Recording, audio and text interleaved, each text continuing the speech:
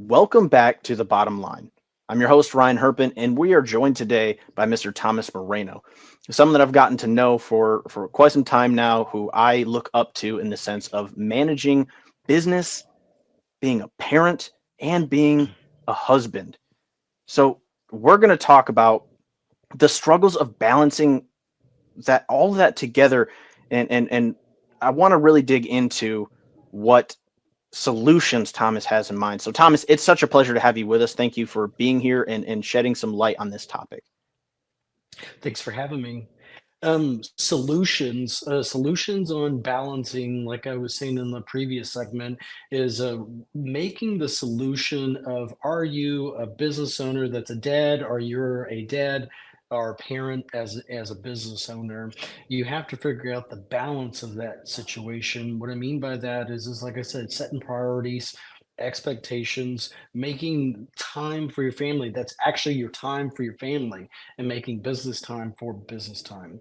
Whenever, like I said in the previous segment, no one can represent you as a parent, but somebody can represent you as a business owner if you have the proper people that are inside your company that can represent you well.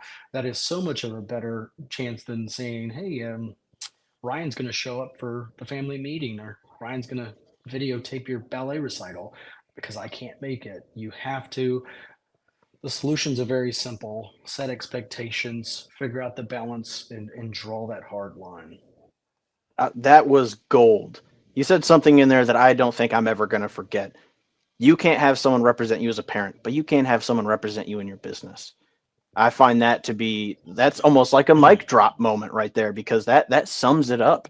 Build your team, have them handle responsibilities, delegate, and trust in their ability to handle it and maintain that good image of the business and you. But when it comes to your kids, you can't say, "Oh yeah, I'm going to send somebody to," like you said, record your dance recital. That's a funny way to put that, but wow, that sticks. I think that works for me big time. So I've got to ask, how what systems have you implemented in your life to help you stay consistent in all of those areas? Things that I've implemented, like I was telling you in the first segment, a family meeting, making sure that your family has full communication of everything, making sure that they understand that even though that you run a business, you are there. Making sure that their voice is heard in a family meeting, talking to them, making sure that you have that time set. And in that time, you completely disconnect just for a short bit. It's not 4 hours long. It's a good 45 minutes to an hour long. Another thing that I found is actually taking away the charger cord. I see tons of parents on a charger cord. They're tethered to a wall, tethered to a couch.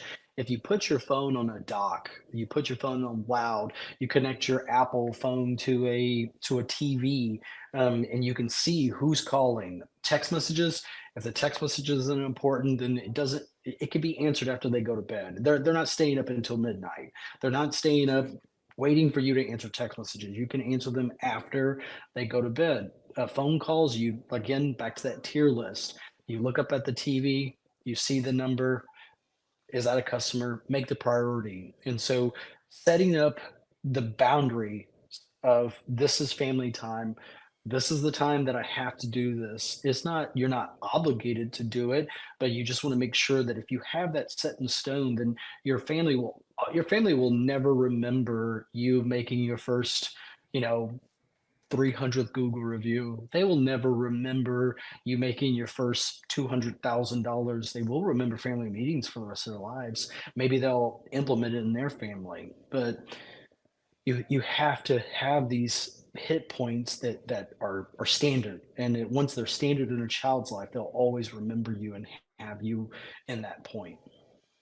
I wow, that was good, and you actually touched base on another thing I was really wanting to ask you, and I love that. I love the idea of not being tethered to something, because it's something I see as well. I've seen it with family members, friends, where it seems so easy to avert our attention to our phone or to our laptop or whatever it may be, whatever electronics are in front of us, rather than tuning into what's happening in our life.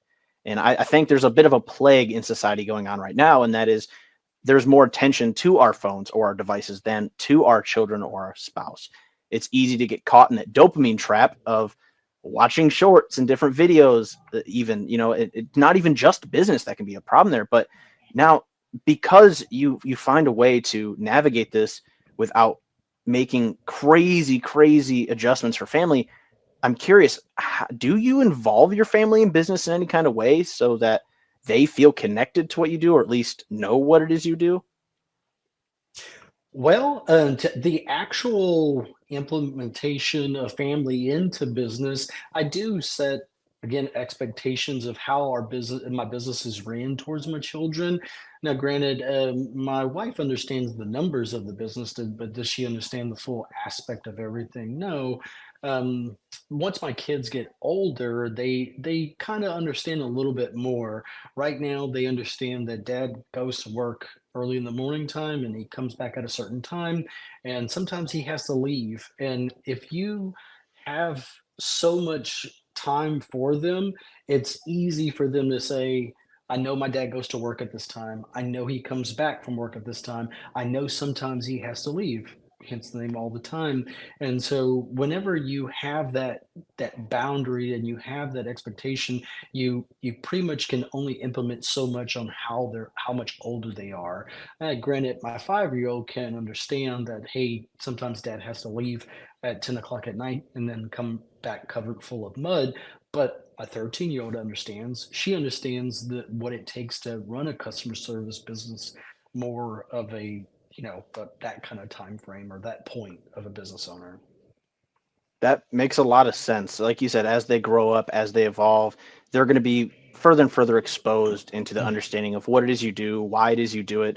And like you said, early on, they may not understand everything and it could be perceived as something different. I know when I was young, my father worked his fingers to the bone. He was gone a lot. And at first, being young, I didn't understand it. It's like, well, why is dad gone? And as I grew up, I began to realize, okay, he's doing this so that he can make sure that I have all new gear for my lacrosse team, or I have the wrestling shoes that I really wanted, or that I had the backpack that I like, or hey, I can have my first vehicle. I mean, there's a lot of things that I didn't understand until I was in the position of being able to witness it on a more intellectual level. So something that I'm kind of curious about and I think is really relevant, and I'm always working on it too. How do you balance, or at least give yourself time to have your hobbies, your routines that keep you strong in balancing life and business? Like for me, working out is one, but like how have you set that up? Is there a routine you have to keep you solid and taken care of so that you can take care of everything else? Absolutely. So the one thing that's really hard as an entrepreneur is staying in shape, getting together your life cycles, pretty much finding out your hobbies and going from there. One thing that I can implement is that instead of coming home, getting dressed to go to the gym, I know it's hard, but I wake up every morning at 3 a.m. and I'm at the gym at 4 a.m. just to make sure that I have that gym cycle. Things that I normally do is that I don't immediately go to the gym. I do normally read my faith. I get in tune with God, and from there, after they go to bed, I usually will enjoy a movie. But it's normally before and after. Like I was saying, is that they're not staying up until midnight. I mean, most children go to bed anywhere from 7 to 10 o'clock, and yeah, sometimes you do have to stay up. But I've realized that most of my hobbies include my children. Boy Scouts, that includes my son. Girl Scouts included my daughter. Jiu-Jitsu included my daughter. And so if you incorporate your children I mean, incorporate your hobbies from your children, you'll have a lot of stuff to do as a father and an entrepreneur. I really like that, and you kind of touch base on something that I haven't really thought too much about, and that's if you do a good job of being present and available, sometimes your hobbies become your children's hobbies, and then you find a way to do those things together, and it's like the best of both worlds. But I do also believe that taking care of yourself and having that time to work on you is serving your business. It is serving your family. You can't be the best for everything if you're not being the best for yourself at the same time.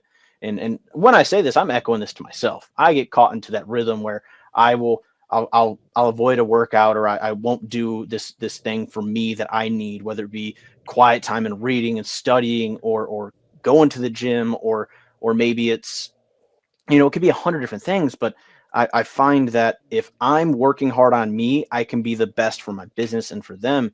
And at the same time, that's great advice. It's great advice that if you're present and you're available, your hobbies can become their hobbies. My son's 2.5, going on 3. Our hobbies don't really mesh right now, except for wrestling. We like to throw each other around. Now I enjoy that. I look forward every day to going home and throwing my son into a ball pit, and then acting like he's throwing me into a ball pit. It's now it becomes more of a, I'm enjoying this because we're doing something we both like together. So I find that valuable. I find that valuable. And I think that's some serious wisdom that should be shared and people should soak up and maybe even write down. If you're doing a good job of being present, you can share your hobbies with the people you love. Now, my wife's not big on cars, but she'll hang out and pass me a wrench once in a while. She might not understand what tools they are, but even just having her involved in the desire, the intentional time can make a big difference. So I'm loving where this conversation's going. We have so much more to unpack. You've got a big mind with a lot of experience in this, and I'm fascinated with how much you really have to provide that can help so many people out there. So don't go anywhere. We will be right back on the bottom line to keep digging into the fact that it's more about rhythm, not so much about balance. Stay tuned.